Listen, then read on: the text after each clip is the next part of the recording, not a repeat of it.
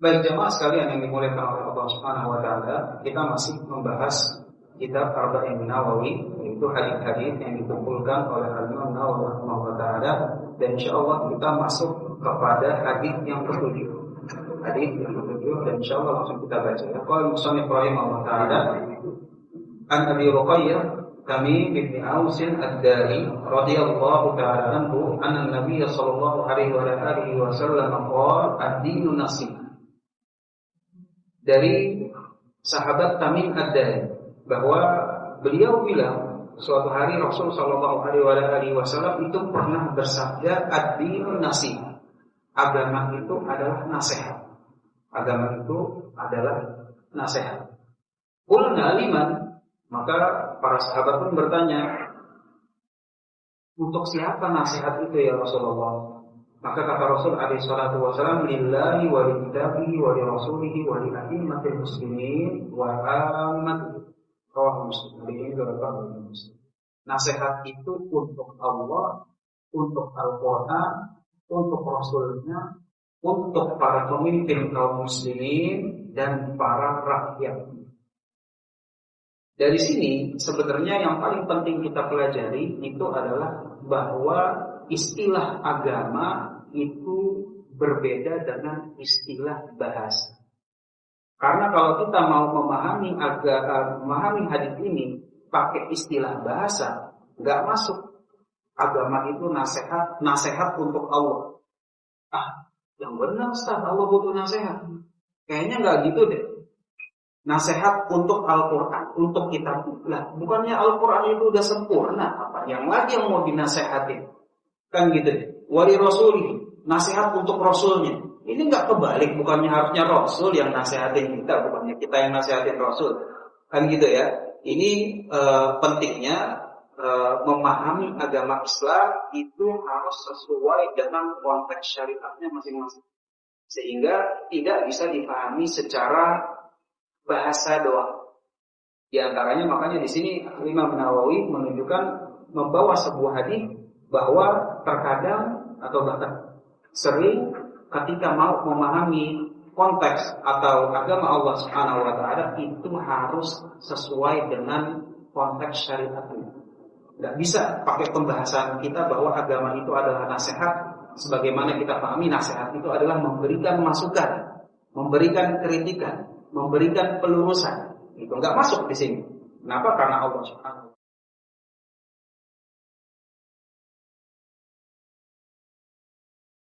butuh penambahan, apalagi pelurusan. Rasulnya alaihi wasallam pun juga demikian. Manusia yang maksum, yang ya enggak mungkin kita nasihati. Sehingga di sini pentingnya emang apa sih arti nasihat secara syariat?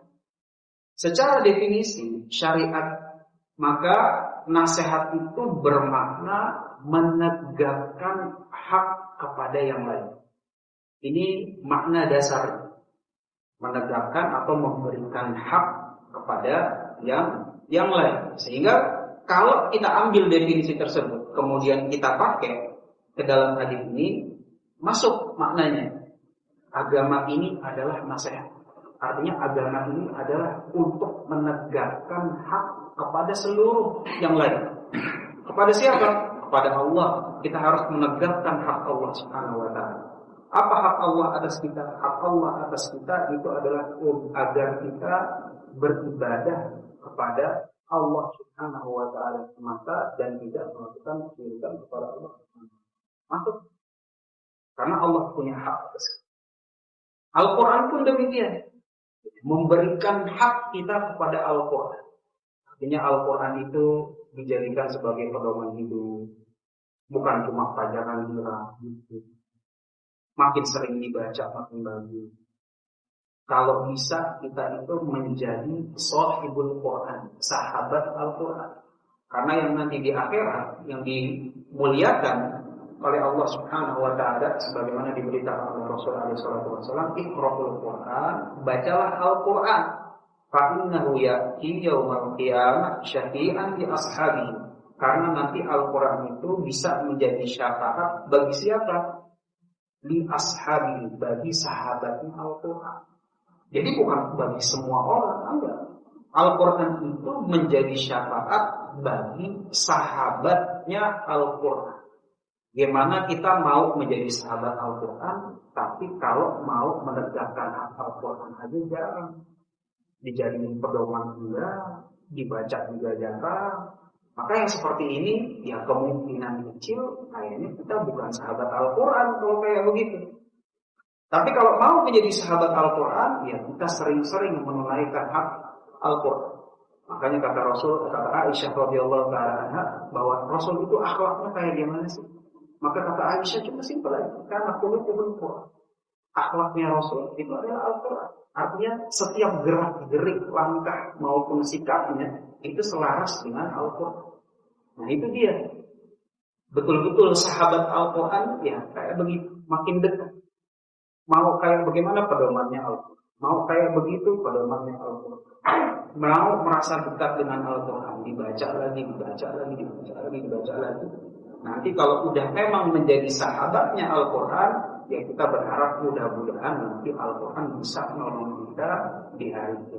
Amin.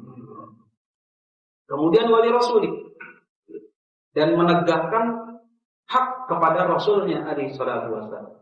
Sehingga Rasul SAW pun memiliki hak atas kita agar kita menjadikan beliau SAW sebagai teladan hidup nomor 1. Sebagai teladan hidup nomor 1. Bukan berarti kita nggak boleh punya teladan-teladan yang lain. Silakan aja. Tetapi kalau untuk penomoran nomor 1 harus beliau SAW. Ini udah haknya beliau. Kita sebagai umat Islam, kalau memang mau meneladani seseorang dalam kehidupan ini, maka yang nomor 1-nya itu harus Rasul Sallallahu Alaihi Wasallam. Wali a'immatil muslimin wa ammatihim, dan bagi pemimpin-pemimpin kaum muslimin dan juga bagi para rakyatnya. Kalau nasihat yang untuk kayak gini dari keseharian kita juga masuk. Sehingga di antara memberikan hak kepada orang lain itu adalah memberikan pelurusan, memberikan pembenaran. Yang tadinya salah kita kasih tahu yang benar, yang tadinya keliru yuk kita tuntun ke jalan yang lebih baik. Nah ini di antara hak saudara-saudara kita, di antara hak saudara-saudara kita. Dari situ makanya orang bisa bilang lu kasih nasihat ke dia. Maksudnya itu adalah dari yang tadinya dia jalannya melunjak, yuk kita lurus. Dari yang tadinya salah, yuk kita benerin. Makanya dari situ berubahlah ke dalam bahasa Indonesia, nasihat itu adalah yang memberikan masukan. Tetapi secara syariat definisinya itu adalah nasihat itu yang kembali lagi bahwa nasihat itu adalah menegakkan hak kepada yang lain. Dari sini pula kita juga mempelajari bahwa ketika kita mau membaca hadis Nabi Shallallahu Alaihi Wasallam, jangan main menyimpulkan sembarangan. Bahaya. Kita harus merujuk kepada ahlinya, merujuk kepada ahlinya, penjelasan para ulama kayak bagaimana. Jangan sampai ada sesuatu yang ternyata kalau kita pahami sendiri justru malah keliru. Bagaimana tadi? Kalau misalnya kita nggak jelasin agama itu adalah nasihat bagi Allah, nasihat bagi Rasulnya, bagi kitabnya, bagi orang lain, maka kita akan bingung. Maka Allah kembali lagi ya. Dan ini merupakan dibawakan oleh Imam Nawawi supaya ketika nanti kita mau menerjunkan diri membaca teks-teks agama, maka jangan disimpulkan sembarangan. Jangan disimpulkan sembarangan kecuali telah merujuk pada mereka yang memang ahli dalam permasalahan tersebut. Masuk kepada hadis yang berikutnya, yaitu hadis yang ke-8. Ibnu Umar radhiyallahu taala anhuma, anna Rasulullah sallallahu alaihi wasallam qala umirtu an uqatila an-nas hatta yashhadu an la ilaha illallah wa anna Muhammadar Rasulullah wa yuqimus shalah wa yutuz zakah fa idza fa'alu dzalik asamu minni dima'ahum wa amwalahum illa bihaqqil Islam wa hisabuhum 'ala Allah ta'ala, rawahu Bukhari wa Muslim. Nah, hadis yang ke-8 ini termasuk hadis yang hampir mirip dengan hadis yang kedua, hadis Jibril tentang permasalahan sholat, tentang permasalahan zakat. Gitu. Tapi di sini Rasulullah SAW mungkin memberikan sebuah pengetahuan tentang betapa pentingnya masalah zakat. Kata Nabi SAW, umirtu an uqatilan nas. Saya diperintahkan untuk berjihad kepada manusia sampai mereka itu mengakui bahwa tidak ada yang berhak diibadahi kecuali Allah Subhanahu wa taala dan juga saya sebagai Rasul sallallahu alaihi wasallam, dan mereka menegakkan salat dan mereka juga menunaikan zakat. Sehingga Nabi sallallahu alaihi wasallam yang santun, yang akhlakul karimah, yang baik kepada manusia. Tapi kalau udah permasalahannya akidah dasar, permasalahannya itu adalah sholat, permasalahannya itu zakat, beliau bisa berubah menjadi manusia yang berbeda. Gitu ya. Ini gambaran bahwa Rasul alaihi salatu wasallam yang santun, bagaimana caranya menasihati sahabatnya selalu dengan tutur kata yang baik. Tiba-tiba berkata bilang, saya diperintahkan untuk berjihad kepada manusia dalam perkara apa? Dalam perkara masalah akidah dasar, dalam permasalahan sholat, dan dalam permasalahan zakat. Makanya kita jangan heran kalau misalnya orang tua kita dari dulu galak dalam permasalahan sholat. Untuk anaknya galak. Ya emang dari dulu emang diajarinnya begini. Masalah sholat itu masalah yang serius. Masalah akidah dasar itu masalah yang serius. Kayak contoh, mohon maaf, kalau misalnya ada orang yang bilang ini terkait akidah dasar, karena akidah ada dasar, ada lanjutan. Kalau akidah dasar kayak misalnya ada orang yang bilang ada nabi baru setelah Nabi Muhammad SAW. Tersinggung kita bapak-bapak ini. Tersinggung. Kok gitu? Itu kan gitu ya. Kita akan bilang, lah, kok lu ngomongnya gitu sih? Gitu. Ini masalah akidah dasar. Sehingga dalam permasalahan akidah dasar, Rasul alaihi salatu wasallam tegas. Di dalam permasalahan fikih yang tegas itu adalah permasalahan sholat dan juga permasalahan zakat. Permasalahan sholat, permasalahan zakat ini tegas. Gitu. Oleh karena itu kalau misalnya permasalahan sholat, ya kita coba saling ngingetin antara satu dengan yang lain. Ya mungkin kalau zaman sekarang untuk ngingetin galak-galak sholat di luar rumah rada ribet, gitu ya. Mungkin bisa diboikot kita sama satu kelompok. Gitu. Tetapi sebenarnya, subhanallah ya, kita tinggal di daerah Indonesia yang bisa dibilang orang-orang itu ngerti dengan bahasa isyarat. Kalau udah adzan, kita tinggal bilang, Pak, adzan, cukup. Udah paham dia. Kita nggak perlu bilang, Pak, udah sholat atau belum? Nggak perlu. Nanti dia tersinggung kalau gitu. Lu ngapain sih? Kita cuma bilang aja, Pak, ada. Udah ngerti dia maksudnya. Ya kan? Atau bahkan ketika kita cuma pakai peci, pakai baju koko, jalan ke masjid, kita bilang, Assalamualaikum Pak. Udah gitu doang, dia udah tahu, paham. Gitu. Oh, maksudnya dia ngikutin dia sholat. Udah paham.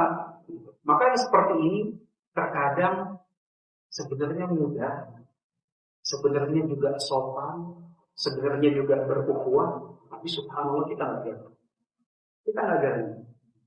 Bu, udah ada nih Bu. Ya kan udah jelas, itu udah isyarat, kode keras sebenarnya.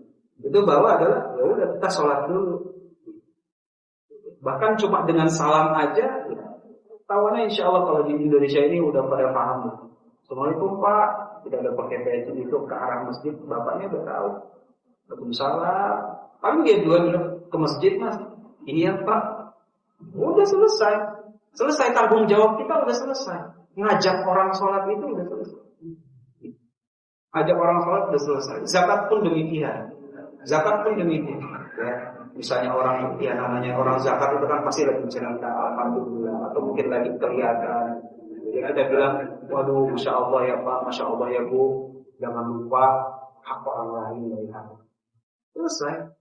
Kita nggak perlu singgung, Pak, jangan pelit-pelit Pak, sumbang ini, sumbang sana, jangan saudara. Nggak perlu. Kita cuma bilang, ya benar, jangan lupa hak orang lain. Kelar. Tetapi memang ini mau Bahkan perkara-perkara yang kita itu harus bertanggung jawab secara bersama.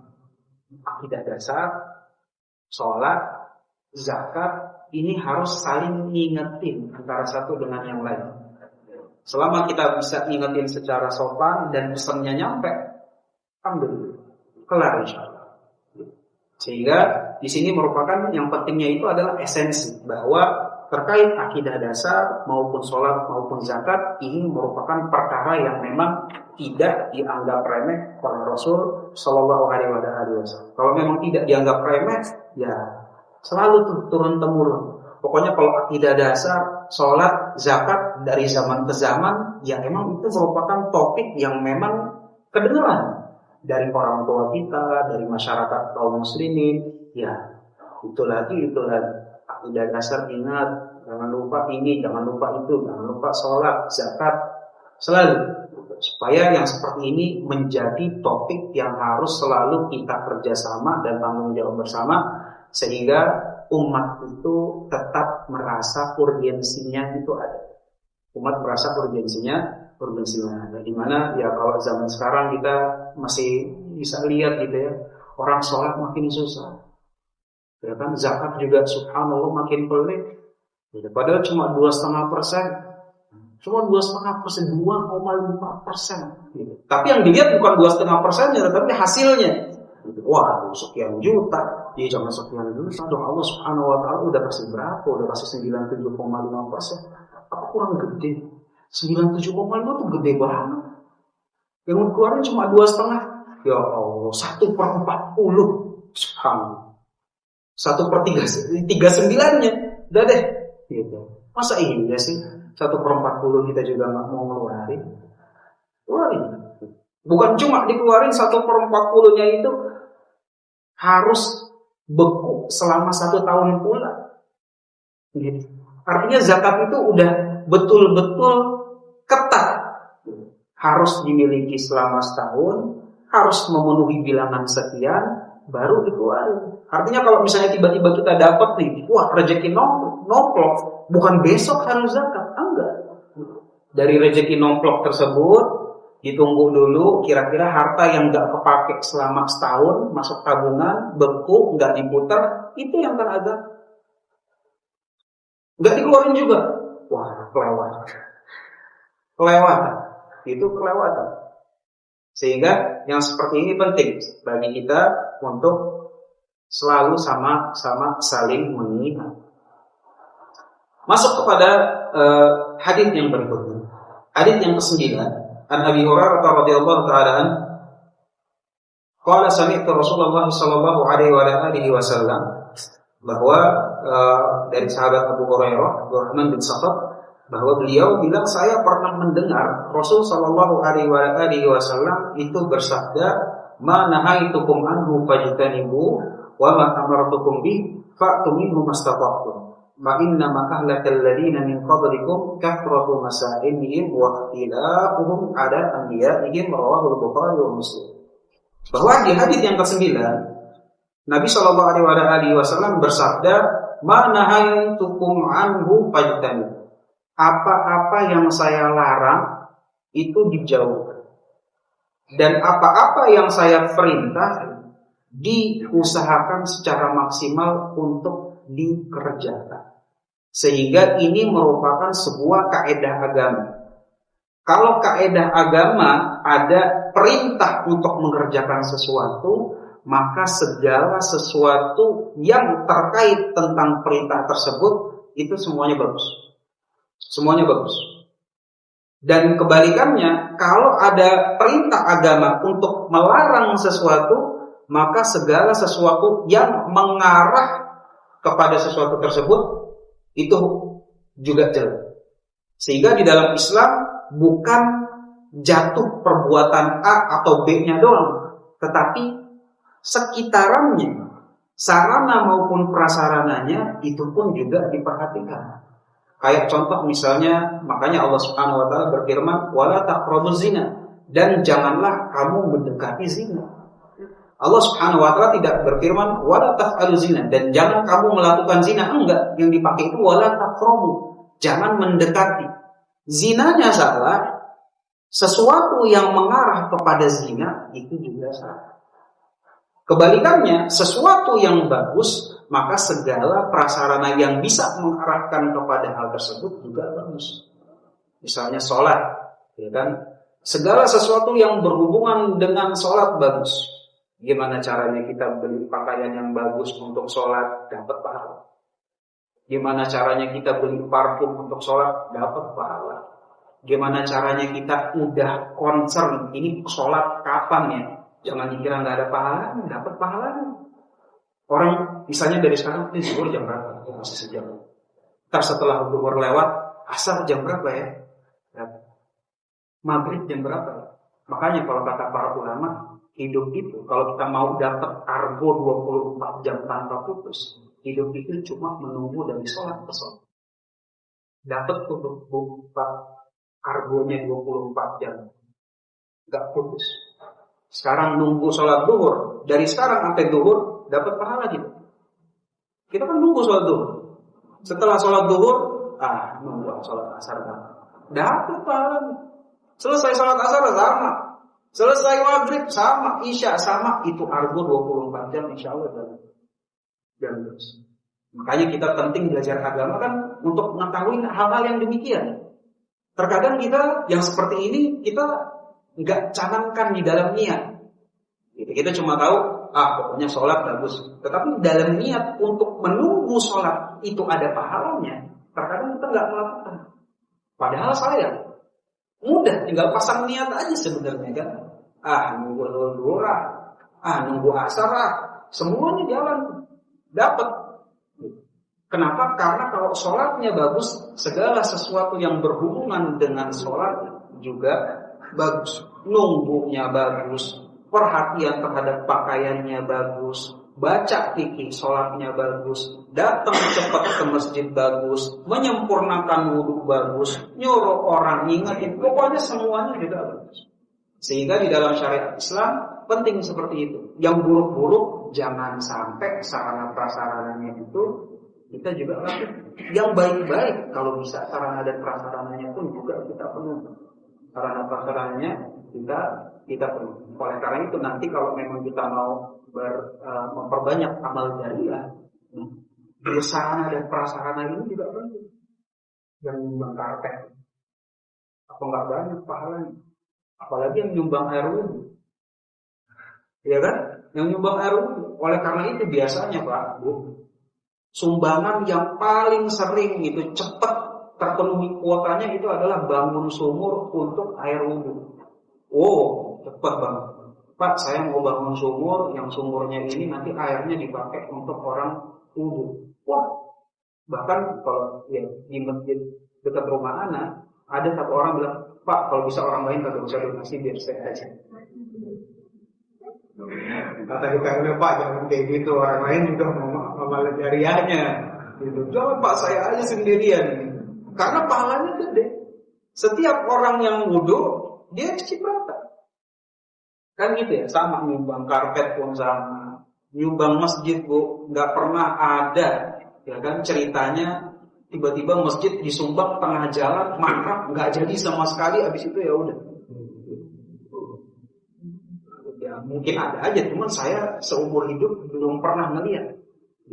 Ada orang mau mencoba bangun masjid, terus berhenti di tengah jalan, nggak jadi sama sekali, mangkrak.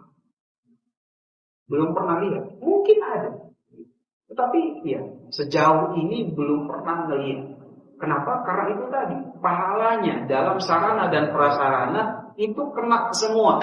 Mau karpetnya, mau masjidnya, mau airnya, mau AC-nya, mau apa segala macam. Yang pokoknya ini kan AC, kenapa kita pakai AC?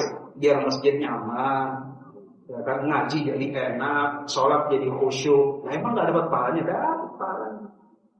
Nyumbang deh walaupun apaan misalnya yang semprot-semprot supaya wangi.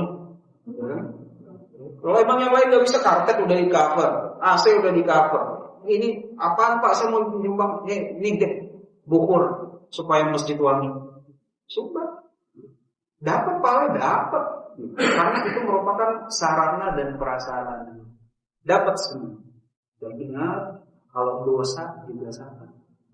Jadi orang kalau misalnya mau dosa jariah itu subhanallah, apalagi zaman sekarang itu paling gampang dosa jariah. Terkadang kita nge-share sesuatu yang sebenarnya sesuatu itu memang bukan hal, contoh bukan zinanya, tapi yang kita share ternyata sarana prasarana yang menuju ke arah perzinahan. Kecipratan lagi. Oleh karena itu dalam yang sekarang ini kalau misalnya kita mau share segala macam, kita hati-hati.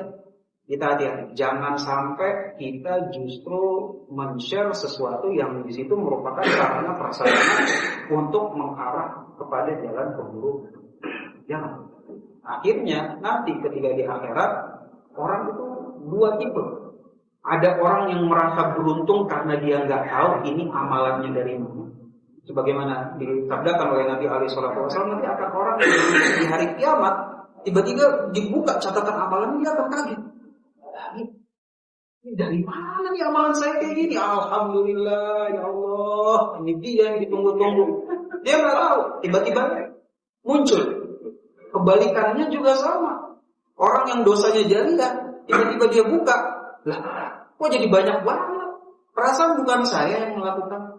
Gak pernah saya begini-begini, gak pernah saya begitu-begitu. Tetapi setelah diberitakan ini merupakan dosa jariah, alhamdulillah, yang tadinya kita kira gak kenapa-kenapa, justru nanti di akhirat malah bangkrut, walhamdulillah. Apalagi dengan media informasi sekarang, maka memperbanyak amal jariah mudah, memperbanyak dosa jariah mudah. Sehingga jangan sampai kita justru malah ke arah yang sana. Kita mendingan lebih ke arah gimana caranya memperbanyak amal jariahnya. Dengan yang sekarang alhamdulillah, dengan sarana teknologi maupun informasi yang sekarang ini sudah dimudahkan oleh Allah Subhanahu wa taala, tinggal kita mau manfaatinya kayak begini. Nah, ini sabda Nabi alaihi salatu wasallam. Apa yang dilarang, maka seluruh jalan-jalannya itu jangan dilakukan, jangan didekati. Dan apa yang diperintah maka dimaksimalin, termasuk sarana dan waktu masa ini. Banyak nanya, dan tentunya banyak nanya di sini ini adalah banyak nanya yang bikin ribet permasalahan agama, atau banyak nanya yang enggak ada manfaatnya. Banyak nanya yang enggak ada manfaatnya. Banyak nanya di dalam Islam ada yang terpuji, ada yang tidak terpuji. Yang terpuji itu adalah ketika kita memang banyak nanya untuk tafakur. Nanya ini, nanya itu supaya ngerti, supaya makin paham. Maka yang seperti ini nggak ada masalah. Tetapi kalau misalnya banyak nanya justru untuk memberatkan, kayak contoh misalnya ketika Bani Israel disuruh nyembelih sapi. Allah Subhanahu wa taala, kata Nabi Musa alaihissalam, Allah memerintahkan untuk nyembelih sapi. Bani Israel nanya, sapinya yang kayak gimana? Jantan, betina, sapi betina. Sapi betinanya gimana? Udah kawin atau mau janda, gitu kan? Udah kawin, janda, punya anak, apa gimana? Begini. Oh, kalau kayak sapinya begitu, warnanya kayak gimana? Kuning, putih, apa segala macam. Nah, ini banyak nanya yang bikin ribet. Banyak nanya yang bikin ribet. Terkadang ada orang yang ketika nanya, Ustaz, apa hukum jadi driver Gojek? Driver Gojek halal Pak. Ya habis bilang apa? Ya kan? Driver Gojek halal Pak, insya Allah. Dia ditambah lagi. Tapi aku Ustaz, kalau driver Gojek berarti anak nanti akan kena disuruh ngantar makanan babi, ngantar bir dan segala macam. Kita kan jadi bingung dong jawabnya gimana. Dulu udah dibilang halal, malah dia mau nyari yang haram. Kita bakalan bilang, ya Pak, kalau kayak gitu gimana ya jawabnya? Namanya ngantar makanan haram, ngantar minuman yang haram, ya itu haram Pak. Itu terus gimana dong Ustaz kalau jadi ribet. Kan gitu kan? Jadi padahal kalau tadi seandainya dia bilang apa hukum driver Gojek, kita bilang alhamdulillah. Terus ntar yang haram dan segala macam, ya namanya profesi apa aja pasti ada yang namanya resiko pekerjaan. ya kan? Nggak mungkin resiko pekerjaan itu nggak ada. Hatta pekerjaan yang halal sekalipun, ya, kalau memang mau diharam-haramin ada aja, ya kan? Kayak misalnya ustaz, ya kan? Halal insya Allah. Tapi kalau misalnya ternyata dia menyembunyiin ilmu haram, atau dia misalnya ria mengharapkan pujian manusia haram. Tapi kan yang kayak gitu kan nggak perlu ditanya. Apa iya ditanya, Ustaz, apa hukum menjadi dai tak ria? Kan nggak perlu ditanya. Apa hukum dai yang menyembunyikan ilmu? Aduh, ini orang gimana sih? Kan gitu. Nah, ini pertanyaan-pertanyaan yang seperti ini, pertanyaan yang tidak disukai.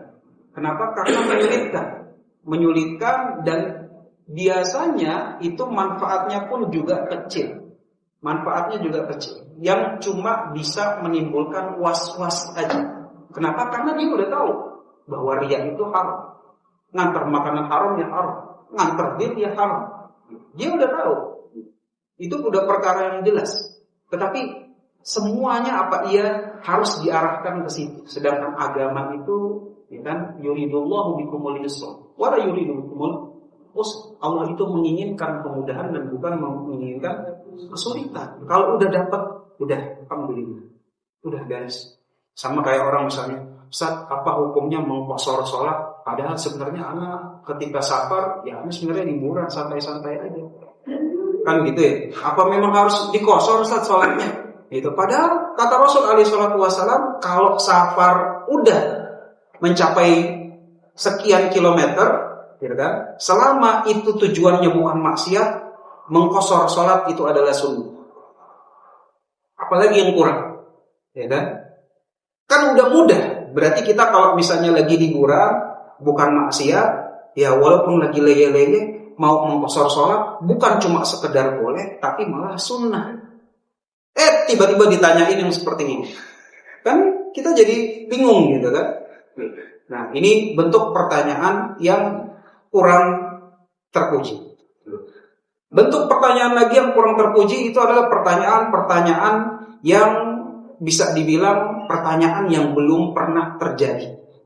Pertanyaan yang belum pernah terjadi, di antara yang paling masyhurnya itu adalah yang termasuk viral ya kalau zaman dulu gitu ya, di kitab-kitab itu ada seseorang yang bertanya kepada Syekh, ya Syekh, nanti kalau saya misalnya ke bulan, kiblatnya kemana?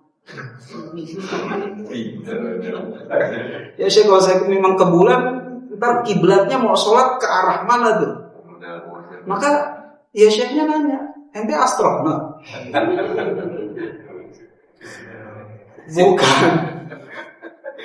Bukan astronot, ngapain nanya-nanya? Gitu. Ke bulan kiblatnya kayak bagaimana? Ya kan?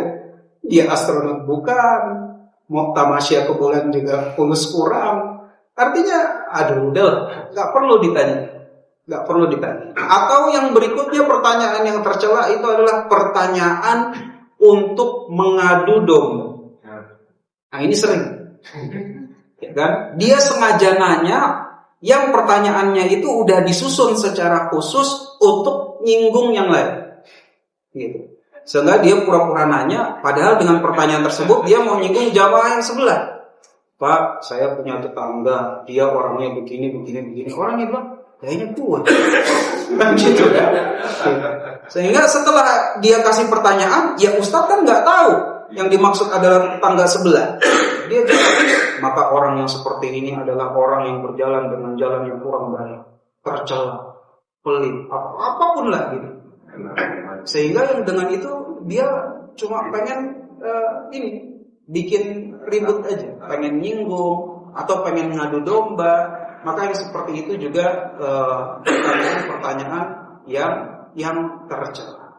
Nah, kalau memang ada orang yang sudah mulai banyak pertanyaan-pertanyaan yang seperti ini merupakan pertanyaan-pertanyaan yang bisa membinasakan orang tersebut.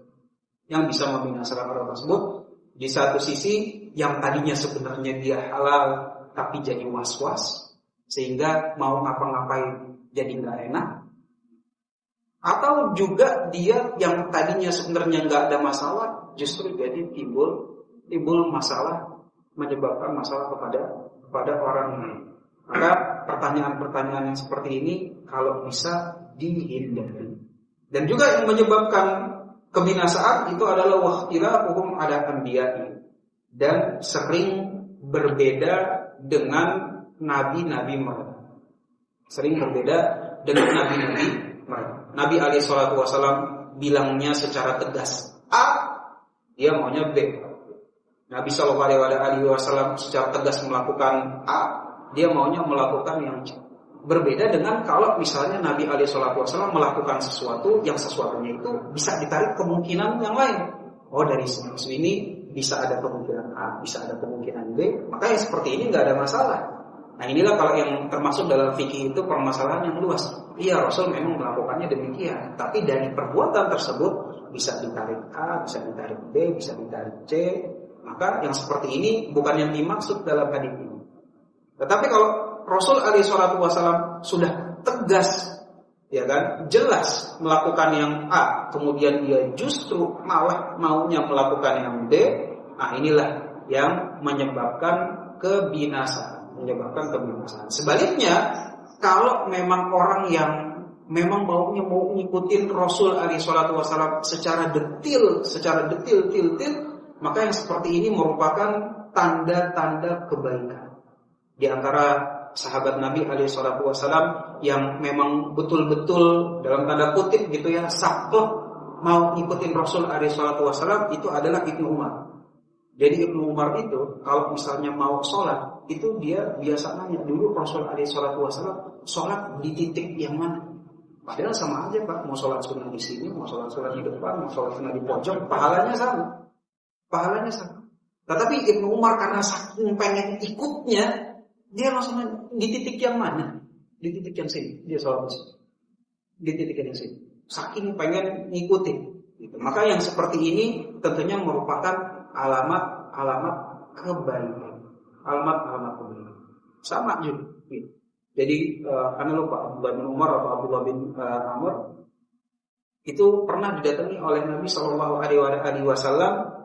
Kemudian Nabi alaihi wasallam bilang kepada dia, "Ni'mar rajul Abdullah, sebaik-baiknya lelaki adalah engkau wahai Abdullah. Lau kana yusalli billahi." Tetapi seandainya engkau terus-terusan salat. Jadi Rasulullah SAW, kamu ini udah lelaki yang baik. Tapi seandainya kamu itu salat. Sejak saat itu Pak, Abdullah ini gak pernah meninggalkan salat malam karena selalu terngiang-ngiang pengen ngikutin sabda Nabi Sallallahu Alaihi Wasallam. Pokoknya harus sholat malam, Sama ketika Nabi Sallallahu Alaihi Wasallam ketika mengabarkan barang siapa yang sholat 12 rakaat, qobliyah zuhur 4, ba'diyah 2, ba'diyah maghrib 2, ba'diyah isya 2, qobliyah subuh 2. Allah Subhanahu wa taala akan bangunkan istana di surga. Nah, yang ngajarin ini adalah Ummu Salamah, istri Nabi Sallallahu Alaihi Wasallam. Kata Ummu Salamah, sejak saat itu saya nggak pernah tinggal sholat 12 rakaat qobliyah dan ba'diyah. Datang generasi berikutnya, Ummu Salamah ngajarin kepada tabi'in. Tabi'in yang diajarin, dia juga langsung bilang, sejak saya diajarkan oleh Ummu Salamah, nggak pernah lewat saya 12 rakaat qobliyah dan ba'diyah. Datang generasi berikutnya sama. Ketika dia ngajarin, dia bilang setelah saya diajarin sama tabi'in, saya nggak pernah lewat sholat 12 rakaat qobliyah dan ba'diyah. Terus sampai datanglah generasi kita. Generasi kita udah tahu haditsnya begitu, kadang-kadang masih begitu. Mungkin salah satu alasannya itu adalah karena kita kurang semangat dalam meneladani Nabi Sallallahu Alaihi Wasallam. Nah, ini hadis yang ke-9. Insyaallah masuk kepada hadis yang berikutnya, yaitu hadis yang ke-10.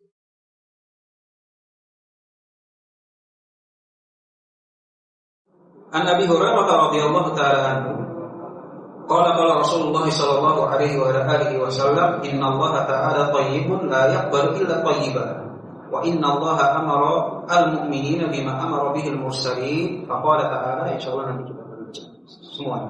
Jadi hadis yang ke-10 dari sahabat Abu Hurairah radhiyallahu taala anhu, bahwasanya Rasul sallallahu alaihi wasallam itu bersabda, innallaha ta'ala thayyib, bahwa Allah Subhanahu wa taala itu suci, bersih, baik, ya. La yaqbalu illa thayyiban. Dan Allah Subhanahu wa taala tidak menerima kecuali yang baik-baik saja. Kecuali yang baik-baik. Sehingga dari sini kita bisa mengetahui bahwa amalan yang diterima oleh Allah Subhanahu wa taala itu bukan semua amalan. Enggak semua amalan diterima. Amalan yang diterima oleh Allah Subhanahu wa taala itu adalah amalan yang baik. Amalan yang baik. Gimana kriteria baiknya? Kriteria baiknya dari permasalahan ikhlasnya. Ikhlas apa enggak?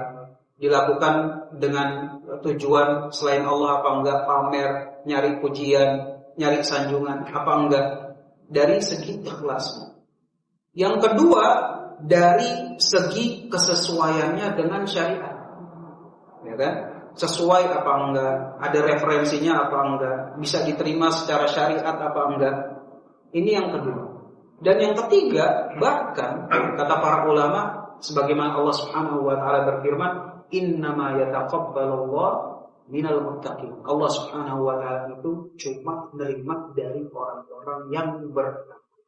Ini ayat yang ini bikin saya pribadi ngeri. Allah Subhanahu wa taala berfirman, innama yataqabbalullahu minal muttaqin. Allah Subhanahu wa taala itu cuma menerima dari orang-orang yang bertakwa. Sehingga ketika Allah Subhanahu wa taala ini disifatkan oleh Rasul alaihi salatu wasallam, Allah itu cuma menerima yang baik-baik aja. Artinya Allah menerima amalan yang baik dan dari orang yang baik. Yang menunjukkan terkadang kita melakukan amalan yang baik, tapi jangan sampai kita itu sombong, jumawa. Karena kita nggak tahu di sisi Allah ini kita udah baik apa belum. Kalau amalannya insya Allah kita tahu, karena nimbangnya gampang. Amalan A misalnya, kita tahu insya Allah udah dilakukan secara ikhlas, amalannya juga udah sesuai dengan syariat. Tapi diterima apa enggak? Belum tahu. Belum tahu. Nggak bisa memastikan. Kita nggak bisa memastikan. Karena itu tadi, Allah Subhanahu wa taala menerima bukan cuma amalan yang baik, tapi juga berasal dari orang yang baik, supaya kita ingat bahwa betapa solehnya kita, betapa udah banyak amalannya kita nggak tahu sebenarnya di sisi Allah Subhanahu wa taala kita ini orang baik atau bukan. Makanya kata Ibnu Qayyim rahimahullah taala, suudzon itu buat diri sendiri, husnudzon itu buat orang lain. Udah gitu aja. Kalau memang mau suudzon, kita suudzon sama diri kita.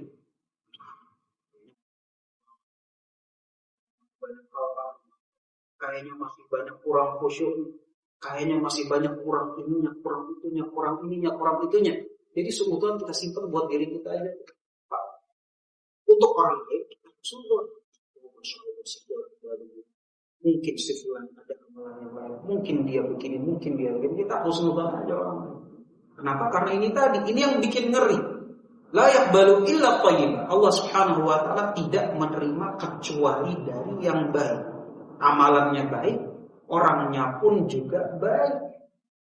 Oleh karena itu, Al-Hasan Al-Basri, sekelas Al-Hasan Al-Basri aja, ulama tabi'in, ketika dikabarkan dalam sebuah hadis, nanti akan ada orang yang paling terakhir masuk surga. Ya kan? Kita semua tahu gitu riwayatnya ya. Orang yang terakhir masuk surga itu adalah orang yang tadinya tinggal di neraka, kemudian Allah Subhanahu wa taala selamatkan, kemudian Allah Subhanahu wa taala tanya, "Kamu dulu di bumi itu kayak bagaimana?"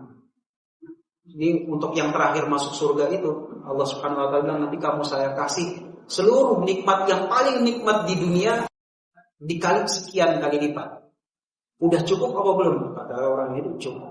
Udah cukup. Al-Hasan Al-Basri ketika menerima riwayat ini, Al-Hasan Al-Basri bilang, mudah-mudahan itu orang yang terakhir masuk surga itu.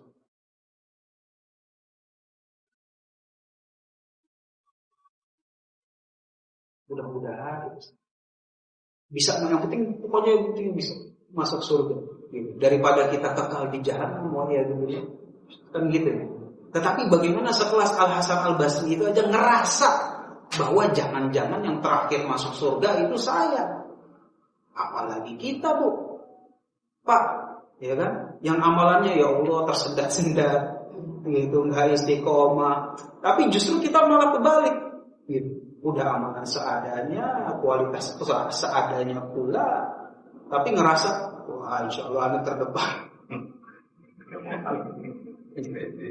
Jadi pede untuk masuk surga itu cuma dalam satu hal, satu keadaan. Kapan? Ketika kita udah mau wafat.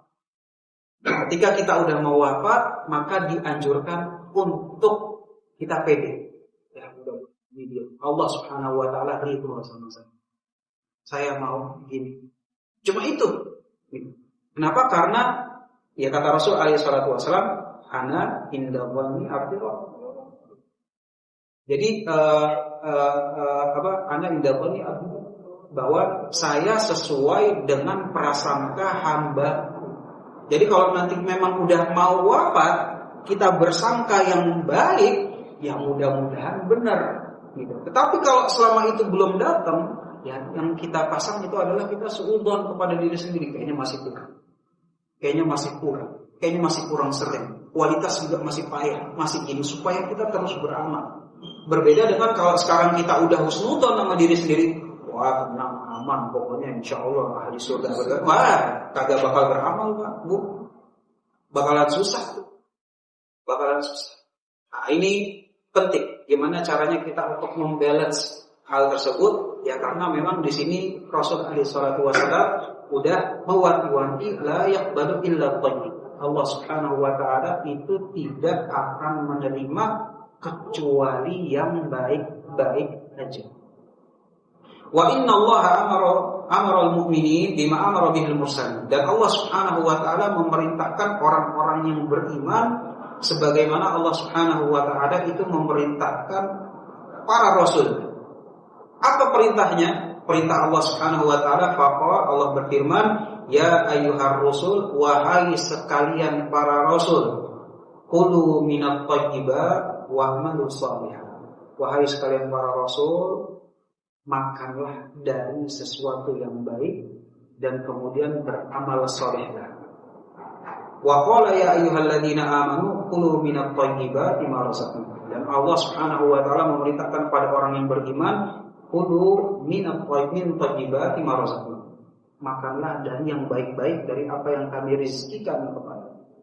Sehingga dari dua ayat sini kita mengetahui bahwa adanya korelasi antara makan yang baik-baik dengan amalan yang baik-baik dan penerimaan Allah yang baik-baik. Sehingga makan yang baik-baik bukan cuma sekedar zatnya baik-baik, 4 sehat 5 sempurna, itu mah urusan belakangan. Dapetinnya baik-baik apa enggak? Dapetinnya dengan cara yang halal atau yang tidak halal. Itu yang paling pertama. Kalau misalnya cara mendapatkannya itu adalah dengan cara yang halal, maka kemungkinan besar dia untuk beramal soleh itu pun juga besar. Dan kalau misalnya dia sudah bagaimana cari harta dengan cara yang halal, kemudian setelah itu berbuah dengan amalan yang baik, mudah-mudahan dengan dua tersebut dia bisa berharap bahwa dia menjadi orang yang baik di sisi Allah Subhanahu wa ta'ala. Sehingga dahulu para salaf itu kalau misalnya ayahnya, ya karena biasanya tulang punggung keluarganya itu adalah ayah, mau keluar pergi cari nafkah, maka istri dan anaknya itu menasihati sang ayah tersebut, wahai ayah, carilah yang halal. Kenapa? Karena kalau lapar di dunia kita bisa tahan, tapi kalau api neraka kita nggak bisa. Gitu aja.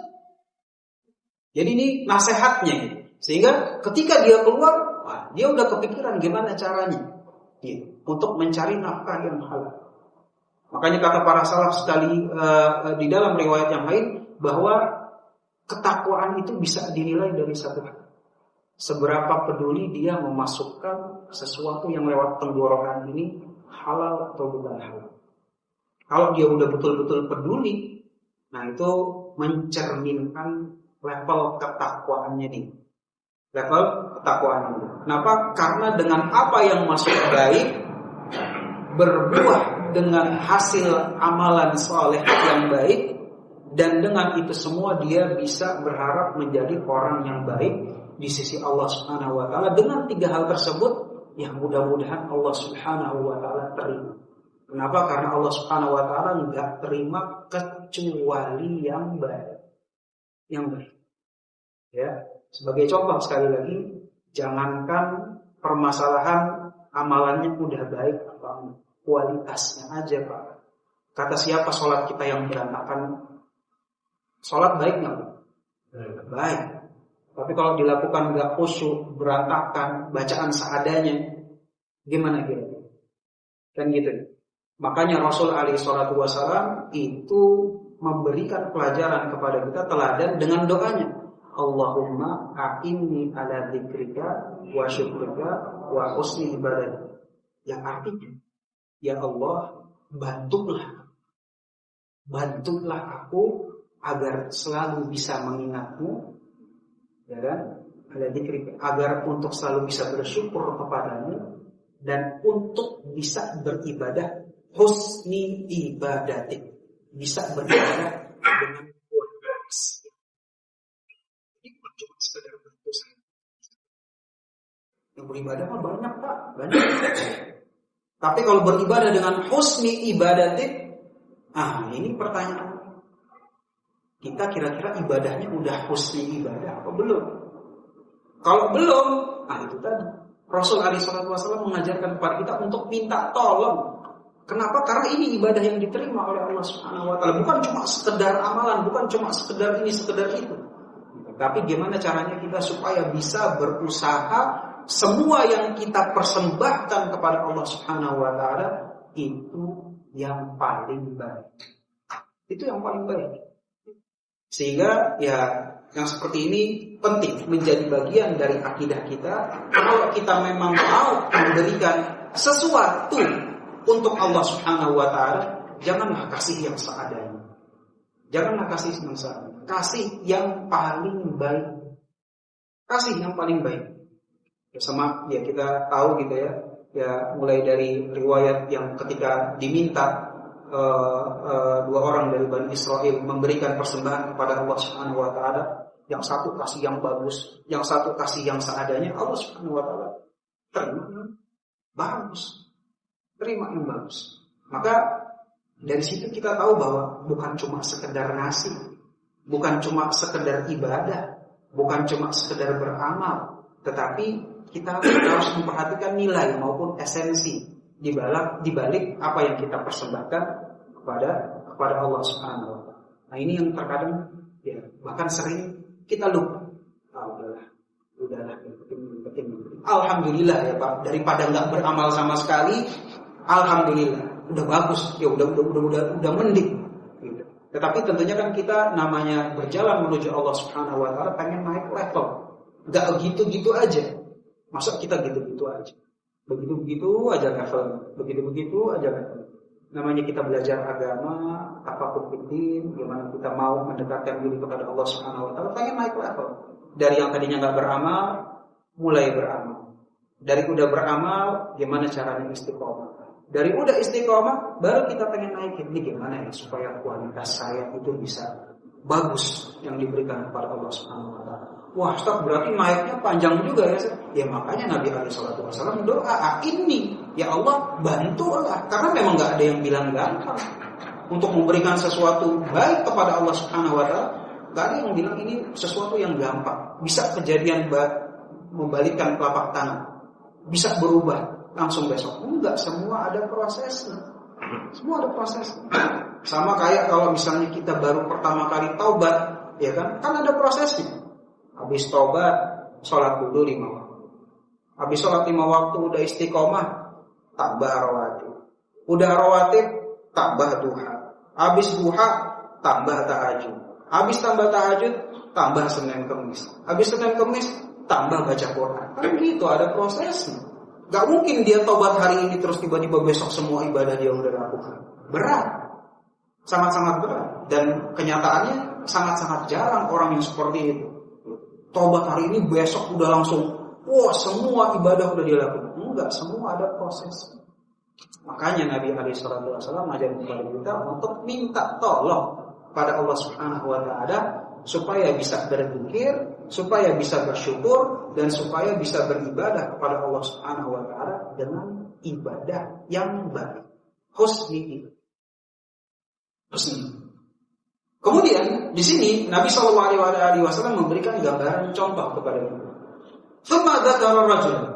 Kemudian Nabi SAW itu menyebutkan tentang seorang laki-laki yutilus safar asy'ata akbar, yang dia itu sudah menjadi musafir, udah berjalan lama, udah lusuh, artinya perjalanannya itu udah panjang.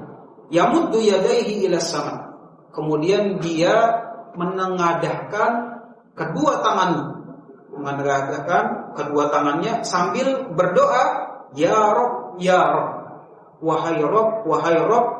Kemudian kata Rasul alaihi salatu wasallam, wa mat'amuhu haram, sedangkan dia makan dari hasil yang haram, wa mashrabuhu haram, minum dari hasil yang haram, wa malbasuhu haram, pakaian yang didapatkan dari harta yang haram, wa ghudhiya bil haram. Pokoknya cara dia tumbuh gizi-gizinya itu dari hal-hal yang haram, fa anna yustajabu lidzalik. Maka kata Rasul alaihi salatu wasallam, gimana caranya itu bisa dikabulin? Padahal di antara doa yang mustajab itu adalah doanya musafir. Makin panjang, makin lama safarnya, makin besar kemungkinan ijabahnya. Ini orang udah musafir lama pula. Kemudian di antara tanda atau bentuk diijabahnya doa, kemungkinan diijabahnya doa itu adalah dengan mengangkat tangan. Musafirnya itu lama, plus juga dia udah ngangkat tangan. Kata Rasul alaihi salatu wasallam, Allah Subhanahu wa Ta'ala itu malu kepada seorang hamba yang dia sudah mengangkat tangannya meminta sesuatu kepada Allah Subhanahu wa Ta'ala, kemudian Allah Subhanahu wa Ta'ala tidak memberikan timbal balik kepada dia. Menunjukkan bahwa betapa mulianya ini orang kalau kita udah angkat tangan nih minta kepada Allah Subhanahu wa Ta'ala, itu merupakan salah satu gimana caranya doa itu diijabah. Ini orang udah melakukan safar panjang, udah angkat tangan. Kemudian di antara bentuk gimana ijabah doa itu diijabah, kita berdoa dengan Asmaul Husna.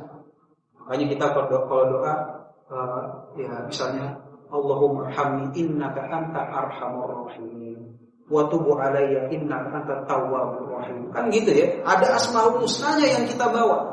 Kenapa? Karena dengan membawa Asmaul Husna itu merupakan sebab diijabahnya doa.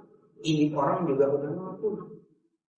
Musafir udah, safar panjang udah, angkat tangan sudah, pakai Asmaul Husna udah, tapi gara-gara apa yang masuk ke tenggorokan haram, apa yang dia pakai dari hasil yang haram, Rasul alaihi salatu wasallam pun sampai bilang, gimana caranya kalau kayak gini dikabulin sama Allah? Rasul yang gini, fa anna yustajabu lidzalik, gimana caranya mau dikabulin kalau kayak begini caranya? Padahal semua sarana prasarana supaya bisa diijabah itu udah dipenuhi sama seorang ini. Tapi gara-gara awalnya yang masuk itu adalah sesuatu yang haram, maka Rasul yang bilang langsung kasih tahu sendiri, fa anna yustajabu lidzalik. Gimana caranya mau dikabulin? Gimana caranya mau dikabulin? Rasul alaihi salatu wasallam yang kalau misalnya menceritakan tentang Allah pasti ceritanya tentang yang baik-baik. Yang kalau misalnya mau mengangkat optimisme kepada umatnya dikasih tahu berita yang baik-baik. Tapi pada konteks yang ini Rasul alaihi salatu wasallam betul mewanti-wanti, awas, hati-hati. Kalau ada sesuatu yang masuk itu haram, itu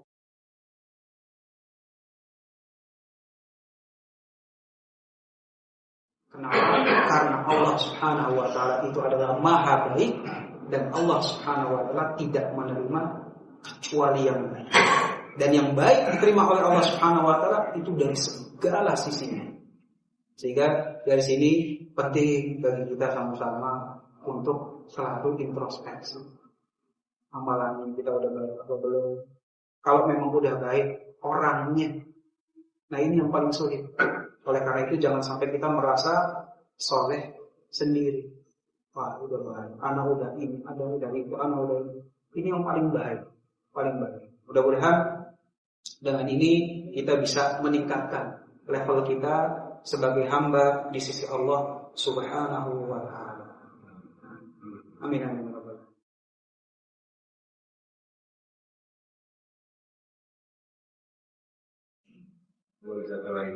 Satu lagi. Baik. Satu lagi hadis yang ke-11. An Abi Muhammadin Al-Hasan ibn Ali ibn Abi Thalib radhiyallahu taala anhuma, sibti Rasulillah sallallahu alaihi wa alihi wasallam wa raihanatihi, bahwa hadis ini diriwayatkan oleh cucu beliau sallallahu alaihi wasallam yang bernama Al-Hasan bin Ali bin Abi Thalib. Sedangkan Ali bin Abi Thalib nikah dengan Fatimah, sehingga Al-Hasan ini merupakan cucu Nabi sallallahu alaihi wasallam. Makanya di sini disebut sibti Rasulullah sallallahu alaihi wasallam wa raihanati, cucu maupun penyejuk matanya. Artinya Rasul alaihi wasallam betul-betul sayang sama Al-Hasan, Kata beliau radhiyallahu taala anhu, qala hafidtu min Rasulillah sallallahu alaihi wasallam. Saya menghafal satu perkataan dari Nabi sallallahu alaihi wasallam, yaitu da' ma yaribuka ila ma la yaribuka. Bahwa hendaknya kita itu meninggalkan dari sesuatu yang meragukan kepada sesuatu yang tidak meragukan. Pada sesuatu yang tidak meragukan. Bahasa Indonesianya memang ragu, tetapi kalau secara bahasa Arab, jadi kalau dari bahasa Arab, keraguan-raguan itu bertingkat. Keraguan-raguan yang sifatnya besar itu namanya syak. Terjemahannya ragu-ragu. Tapi yang di dalam hadis ini itu adalah keraguan-raguan yang sifatnya itu kecil. Keraguan-raguan yang sifatnya kecil dalam bahasa Arab itu adalah roib. Makanya Allah Subhanahu wa taala sifatkan Al-Qur'an dengan dzalikal kitabul la raiba fi. Ini kitab yang tidak ada keraguan. Kalau diterjemahin tidak ada keraguan di dalamnya, tapi orang yang ngerti bahasa Arab itu adalah tidak ada keraguan walaupun kecil di dalamnya. Gitu ya. Nah, kata Al-Hasan ini, tinggalkanlah keraguan yang walaupun kecil menuju sesuatu yang memang enggak ada keraguan sama sekali. Sehingga dari sini mungkin ada korelasinya dengan hal-hal yang sebelumnya udah kita sampaikan. Kayak contoh misalnya kita mau usaha, maka kalau memang masih ada keraguan tentang kehalalannya, maka lebih baik kita cari yang memang 100% halal. 100% halal. Kalau memang bisa lebih bersih, kita tempuh dengan cara yang bersih. Kalau memang bisa yang lebih baik, kita tempuh dengan cara yang lebih baik. Kenapa? Karena memang kata Nabi alaihi salatu wasallam, da' ma yaribuka, kalau memang ada yang keraguan sedikit aja, mendingan ditinggalin. Pindah kepada ila ma la yaribuka, kepada sesuatu yang bersih dari keraguan. Yang dengan demikian insya Allah namanya orang kalau bersih dari keraguan, Pak, itu masya Allah di rumah pun tenang. Ya kan? Hasilnya itu bisa dilihat dari keluarganya. Itu orang kalau misalnya memang ya kita sama-sama tahu. Orang itu kalau misalnya hasilnya itu halalan thayyibah, subhanallah, kayaknya kagak habis-habis. Kayaknya enggak habis-habis. Dari satu ini tiba-tiba muncul yang lain, tiba-tiba muncul yang lain, tiba-tiba dapat ini, tiba-tiba dapat itu, tiba-tiba dapat itu. Sedangkan kalau misalnya hartanya yang haram, kok kayaknya ada aja gitu. Habisnya mungkin cepat, kalau mungkin habisnya lama, efek sampingnya pun juga bisa kelihatan dari keluarganya, macam-macam. Sehingga di sini Nabi Shallallahu Alaihi Wasallam mengingatkan bahwa kalau memang bisa diusahakan yang betul-betul bersih, ya kita ke arah situ. Walaupun ya kita sama-sama ketahui gitu ya, apalagi zaman sekarang ya ada aja gitu, namanya usaha. Kayak tadi kita udah singgung resiko pekerjaan. Nah, inilah pentingnya yang namanya istighfar.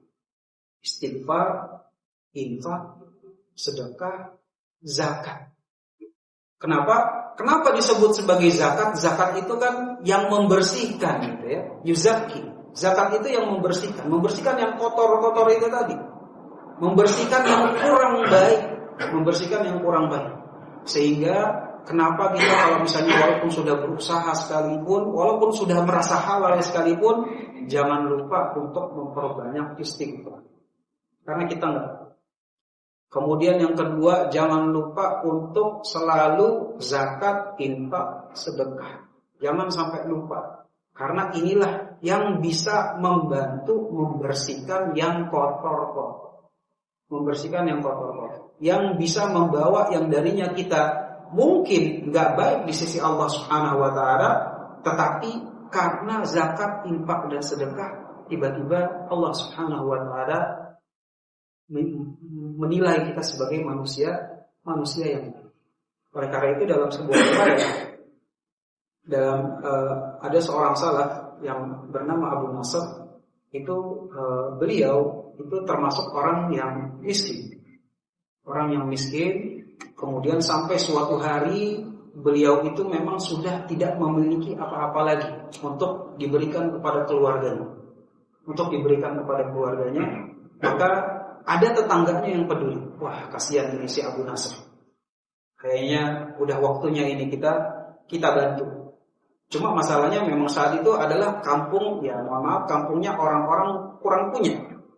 Akhirnya, wahai Abu Nasr, daripada kamu nggak ada gimana-gimana, kita mancing bareng aja. Saya kasih kail, saya kasih umpan, ya udah kita cari ikan di sungai atau di laut. Gitu. Pokoknya tempat mancing. Akhirnya jalan berdua. Di tengah hal tersebut, alhamdulillah si Abu Nasr ini berhasil mendapatkan ikan besar. Yang kemudian akhirnya ya udah ikan ini cukup buat hari ini makan saya maupun makan keluarga saya. Akhirnya diambil ikan besar, ya udah kita pulang. Alhamdulillah kita bantu. Sekarang ada ikan bisa makan, istri bisa makan. Masuk. Akhirnya di tengah jalan pulang lewat pasar ada nenek-nenek tua yang lebih miskin daripada si Abu Nasr, dan dia juga punya anak yang udah nangis-nangis lebih menderita daripada anak dia di rumah. Minta, Pak, tolonglah saya Pak. Artinya kata si Abu Nasr, ya Allah, ini ikan satu-satunya. Cuma Abu Nasr itu memiliki keyakinan, mudah-mudahan dengan sedekah ini kesalahan saya, nasib saya yang dulu itu, saya yakin Allah Subhanahu wa taala itu enggak mungkin menyia-nyiakan saya. Akhirnya dikasih itu ikan satu-satunya kepada si ibu-ibu tua tersebut. Pulanglah nyampe rumah. Ya istrinya pasti ngomel gitu. Lah, Bang, kok malah kagak bawa makanan, Bang? Capek-capek begini. Anak bagaimana, kita gimana dan segala macam diceritain. Ya udah, Allah Subhanahu wa taala enggak akan menyia-nyiakan saya. Gak akan menyia-nyiakan saya. Gak lama setelah itu tiba-tiba ada yang ngetok pintu. Assalamualaikum. Dia buka, iya Pak, cari saya. Kamu Abu Nasr, anaknya si Fulan bin Fulan, disebutin nama bapak. Iya betul. Maka kata orang tersebut, ini saya bawa sekian banyak emas karena dulu saya berhutang sama ayah. Saat itu juga saya dituju. Dan kisahnya dia berikan. Riwayatnya ada. Langsung saat itu. Sehingga betul-betul bagaimana ketika orang itu bersedekah, zakat, infak, sedekah, yakin untuk menghapus yang kotor-kotor, dan dia tahu Allah Subhanahu wa taala itu tidak akan menyia-nyiakan dirinya, benar. Dihapus sama Allah Subhanahu wa taala, diganti nasibnya. Dari cuma satu ekor ikan, Allah Subhanahu wa taala ganti sekian kantong emas. Tapi ceritanya belum selesai. Setelah dapat 2 kantong emas, kemudian Abu Nasr pun alhamdulillah dapat rezeki dari Allah Subhanahu wa taala. Justru dari hal tersebut dia buka usaha ini, buka usaha itu. Walhasil dia lupa sama Allah. Kebalik lagi nasibnya. Kebalik lagi nasibnya. Kaya tapi lupa sama Allah Subhanahu wa taala. Kaya tapi lupa sama Allah Subhanahu wa taala, akhirnya ya udah, dia ngerasa ya Allah, kok ini malah makin jauh dari Allah Subhanahu wa taala, kayaknya udah waktunya tobat. Udah waktunya tobat. Tidur lagi. Tidur, ketika dia tidur dia mimpi.